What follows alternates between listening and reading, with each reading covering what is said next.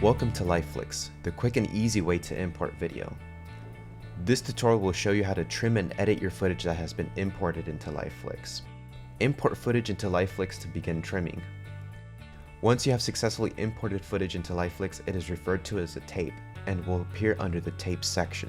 Tapes will also contain scenes. You may end up with multiple scenes within a tape if scenes have been split. Select a scene you want to trim. Navigate to the Scene Actions area of the toolbar and select the trim icon. A trim preview will replace your timeline at the bottom of your video. The yellow region is what will be kept after trimming.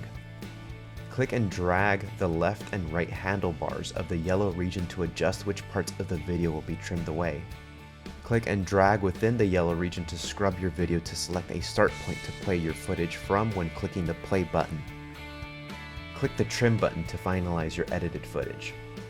Any scene that has been trimmed is replaced with a new trimmed version of that scene. You have now successfully trimmed your footage using LifeFlix.